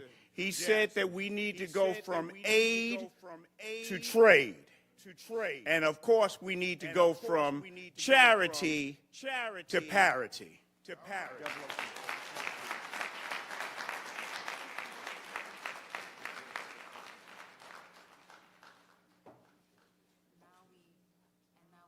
Back to our moderator, or rather I am your moderator. Of course your head is going to spin around after having such a wonderful sermon, but we just want to end off by reminding us that a crime does not rot, and neither does our argument. We're not here to petition for our humanity, we're here to assert our standing. Thank you. Thank you. Would you help me appreciate Dr. Panashe Chigumadzi, the moderator for this session? Thank you. Excellencies, distinguished guests, ladies and gentlemen, we are nearly at that point. We've hit some high notes, and it feels like we should be here for the next 2 hours. we've been energized, and we are grateful, Reverend Al-Sharpton. Namesake, I don't have the money you have, but we share the same first name. We want to call on the Deputy Permanent Representative of the Republic of Colombia to the United Nations. The Deputy, please, if you come, either we use that quickly, and we will put your hands together before the President comes. This is the Deputy Permanent Representative of Colombia to the United Nations. I think he's going to speak in Spanish, so your earpieces will come in handy. And right after him, we are going to have His Excellency, the President of Ghana. Thank you, sir. Muchas gracias, señor. Su Excelencia.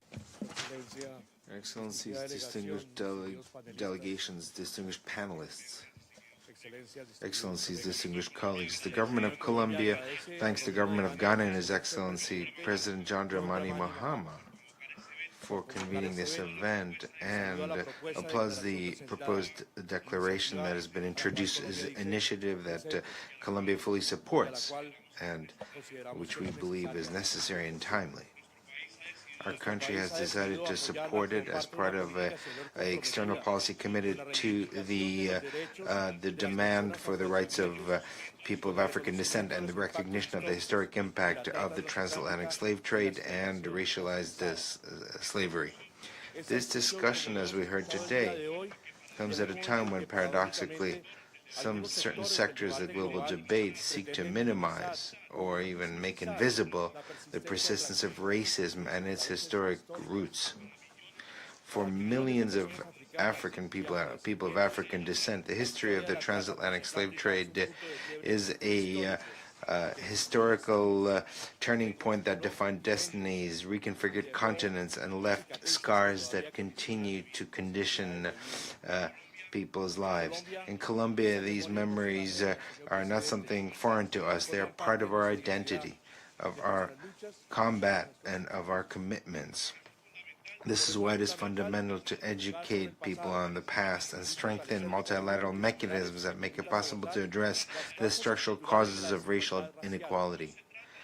The idea is not to continue to be tied to history, but rather to understand it fully in order to identify colonial structures that still subsist and to work collectively to dismantle them. In Colombia, this commitment has guided our recent foreign policy. Very decisively, the Vice President of the Republic, through the Colombia-Africa strategy, we have called for transforming the former roots of slavery into roots of freedom, knowledge, and technical cooperation, as was mentioned last week in Bogota. This technical cooperation, academic and economic cooperation, will make it possible for us to achieve shared prosperity. In our recent capacity as pro tempore chairman of CELAC, we've heard a high-level agenda proposed guided towards consolidating a bi-regional connection between Africa, Latin America, and the Caribbean under the leadership of President Gustavo Petro. Last week in Bogota, we welcomed successfully the Forum CELAC Africa. This was a concrete milestone of this rapprochement. This meeting, Mr. Chairman, was not simply a matter of declarative. It made concrete progress on a joint roadmap on South-South cooperation, historical justice, commerce and investment, and bi-regional political coordination. So we reaffirmed that our people are not far from each other. They have been historically distanced, but today we have an opportunity to rebuild our links on the basis of dignity, equality, and mutual recognition. Colombia, Mr. Chairman, reiterates its support for this process and for your leadership, and welcomes the fact that Ghana has promoted this conversation with historic vision and political clarity. Let us be clear that reparation begins by naming the facts, by understanding the effects, and to commit ourselves to multilateral actions that make a different future possible. Thank you. Muchas gracias, Senor. Thank you, the Deputy Permanent Representative of Colombia to the United Nations. We appreciate. And now, to wrap it all up for us, our host, the African Union Champion on Slavery and Reparations, His Excellency, the President of the Republic of Ghana. You could use the podium, or you could use... Thank you, President Mahama. I don't need a podium because my wrap-up is 2 words. Thank you.